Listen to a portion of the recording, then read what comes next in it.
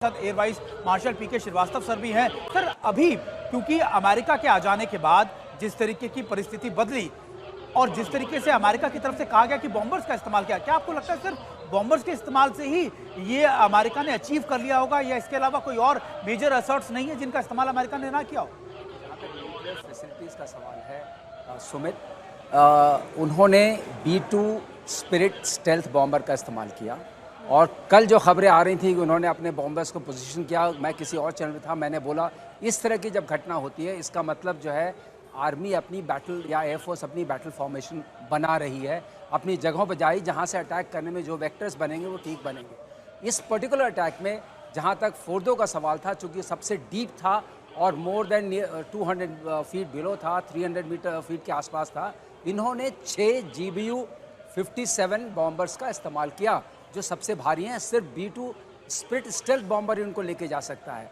और वो air space में रहे। और उन्होंने कहा, जैसे तो डोनाल्ड ट्रंप का भी वो आया है, बयान आया है कि हमारे सारे बॉम्बर सेफ वापस लौट आए।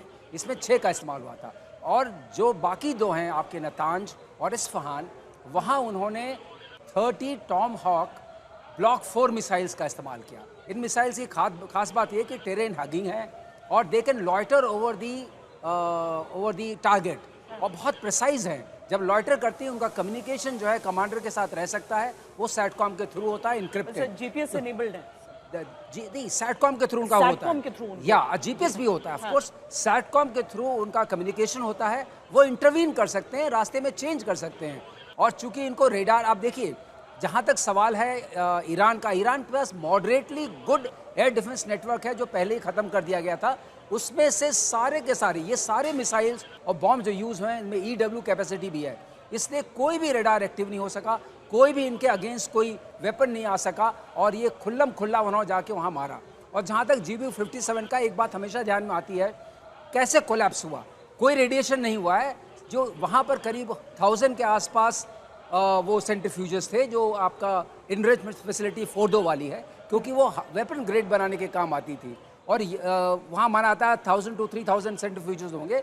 ये जो आपकी नतांज वाली है इसमें करीब 10,000 से ऊपर सेंट्रीफ्यूजेस थे।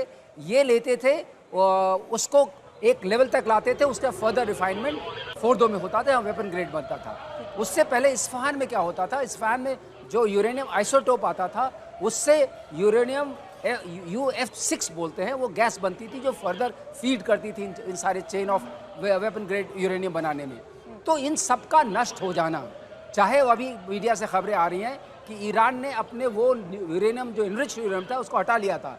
ये फैसिलिटीज़ कम से कम कई सालों के लिए, अगर सपोर्ट मिल भी जाए कई सालों के लिए, अब ये बर्बाद हो चुकी है, फर्दर इनरिचमेंट नहीं हो सकता। ये कैसे चीज सामने आएगी प्रणय? ये तो मतलब हमने ऑपरेशन सिंदूर में भी देखा कि सीधा भारत की मीडिया को ही विलेन बना दिया जा रहा था हर बात को लेकर कि नहीं हमारे यहाँ तो अटैक ही नहीं हुआ है, यहाँ देखिए सब ठीक है। वही मैं ईरान में देख रही हूँ, एक फर्क है ईरान में और यहाँ में। और सैटेलाइट तस्वीरें में पुष्टि हो जाती थी उसकी बाद में कि नहीं देखिए, वो तो जब प्रेस कॉन्फ्रेंस होगी, जब डिफेंस लेकर आएगा उन तस्वीरों को, वो अलग चीज होगी। एक बॉम्ब की क्षमता होती है, जब GBU जाएगा और 6 के 6 जाएंगे। एक और बताओ तो इनका प्रेसिशन 5 मीटर से कम तक का है, तो ऐसा नहीं है कि बहुत वाइड एरिया में डिस्पर्स होगा। उसमें गिरेगा तो पहले से पूरा स्ट्रक्चर पेनिट्रेट होगा, गिरेगा, फिर दूसरा गिरता है वो उसको फर्दर डाउन करेगा, और तीसरा 6 गिरा है, तो 6 में फोर्डो का बचना, वहाँ की फैसिलिटीज उसी रबल में दब गई हैं। वो जो हुआ है पूरे के पूरे उसमें दब गई हैं। सच को उस रबल से कौन निकालेगा? कौन निकाल सकता? किसकी बात का, किसके बयान का इंतजार करें इसके लिए प्रणय?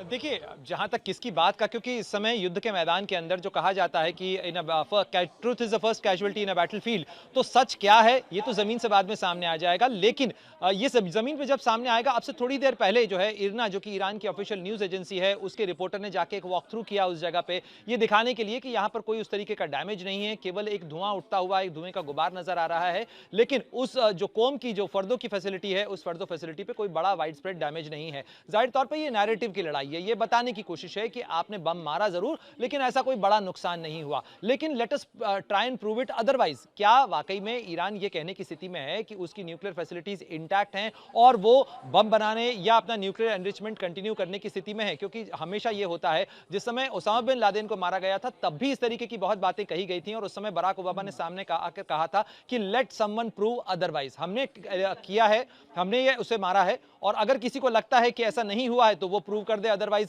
तो यहां पर अगर यूएस फोर्स को आप देखें तो डोनाल्ड ट्रंप ने दोनों चीजें स्पष्ट की हैं, ये किया गया है पहली बात। दूसरी बात ये कि ये आगे भी हो सकता है, जिस तरीके से श्रीवास्तव साहब कह रहे थे, बहुत ही इंपॉर्टेंट चीज है क्योंकि जैसे ये बम काम करते हैं इसके अंदर एक इंटरनल कम्युनिकेशन भी होता है, ये जीपीएस से लैडेड होते हैं और इसके साथ साथ ये एक के पीछे एक जो है ये बॉम्बिंग की जा सकती है। यानी पहला बम जिस जगह पे गिरा है उससे 5 मीटर के फासले के ऊपर दूसरा बम जो है वो भी गिर सकता है और इसी तरीके से अगर लगातार 6 बम गिरते हैं तो वो जो पहाड़, बड़ा से बड़ा पहाड़ है, उसको जो है ध्वस्त किया जा सकता है। अब ईरान यदि कह रहा है कि उसकी न्यूक्लियर फैसिलिटीज को कोई नुकसान नहीं हुआ है, कोई रेडिएशन नहीं हुआ है, कोई कंटामिनेशन एरिया के अंदर नहीं हुआ है, तो फिर इसके बाद अब रिफ्लेक्शन जो है वो अमेरिका की तरफ से आएगा। जो ओपन सोर्स इंटेलिजेंस हैं वो सैटेलाइट से ये प्रूव करने में लगे हुए हैं इस समय कि कितना और कितना ज्यादा बड़ा नुकसान हुआ है।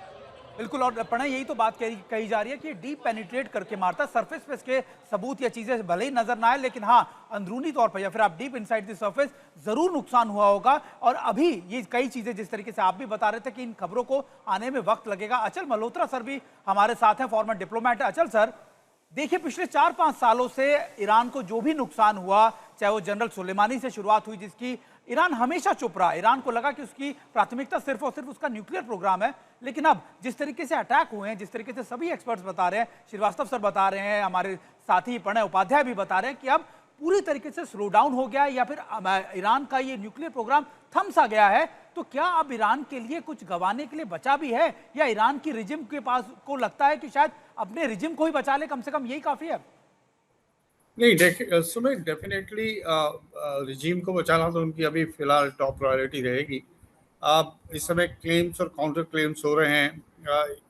जहाँ तक ट्रम्प का सवाल है, उन्होंने कहा कि टोटली ऑब्लिटरेट कर दिया हमने उनकी न्यूक्लियर फैसिलिटीज़ को। ईरान का ये कहना है कि इररिपेरेबल डैमेज नहीं है, जो कुछ हुआ है उसे रिपेयर किया जा सकता है। आई थिंक इसका तो हमें इंतज़ार करना पड़ेगा और शायद इंटरनेशनल एटॉमिक एनर्जी एजेंसी शायद इसको कोई फाइनल वर्ड दे सके, बट उसमें समय लगेगा वो। बट मेरे कुछ बुनियादी सवाल हैं, अगर आप इजाज़त दें तो। नेतन्याहू इसे ऐतिहासिक डिसीजन मान रहे हैं प्रेसिडेंट ट्रम्प की तरफ से कि उन्होंने एक ऐतिहासिक फैसला लिया है। डेफिनेटली एक ऐतिहासिक है, लेकिन सवाल ये है कि इतिहास में ये स्वर्णिम अक्षरों से लिखा जाएगा या काले अक्षरों से लिखा जाएगा। दूसरी तरफ यूएन सेक्रेटरी जनरल जो हैं वो कह रहे हैं कि डोनाल्ड ट्रम्प ने जो कुछ भी किया वो इंटरनेशनल पीस और सिक्योरिटी के लिए बहुत बड़ा खतरा है और उन्हें ये फोर्स, जो यूज ऑफ फोर्स है, उसे नहीं करना चाहिए था। तो वेयर इज द ट्रूथ? और फंडामेंटल सवाल ये है कि यूनाइटेड स्टेट्स ऑफ अमेरिका को ये अधिकार किसने दिया कि ईरान के न्यूक्लियर इंस्टॉलेशंस के ऊपर वो अटैक करे? 2 मिनट के लिए हम मान लेते हैं कि ईरान अपनी जो ऑब्लिगेशंस हैं एनपीटी के थ्रू, जो he is not suppose to वो न्यूक्लियर वेपन्स नहीं बनाना है, उसको सिर्फ पीसफुल यूजेस के लिए इस्तेमाल करना है इस टेक्नोलॉजी को, और जो बार बार वो कहता भी आ रहा है। 2 मिनट के लिए मान भी लिया जाए कि वो इससे डिपार्चर कर रहा है, हालांकि अभी तक किसी ने भी कंक्लूसिवली इस बारे में बात नहीं करी है। तो फिर भी सवाल ये उठता है कि international community, international atomic energy agency, UN security council, UN general assembly, ये सब तय करेंगे कि ईरान को कैसे हैंडल करना है, या एक यूनाइटेड स्टेट्स ऑफ अमेरिका करेगा? अब 2 मिनट के लिए मान लीजिए कि ईरान की न्यूक्लियर कैपेबिलिटीज जो है 50 साल पीछे चली गई या अब वो बनाने लायक नहीं रहा है। अब क्या United states of America Israel से कहेगा कि अपने 90 न्यूक्लियर बॉम्ब्स या वेपन्स जो उसके पास रखे हैं, या 70 या 90, सिपरी की रिपोर्ट है, मेरी रिपोर्ट नहीं, तो क्या अब वो उनको डीकमीशन करेगा? क्या उनको हटाएगा, छोड़ देगा, फेंक देगा समुद्र में? क्या करेगा उसका? और क्या गारंटी है कि इजराइल कल उसका इस्तेमाल नहीं करेगा?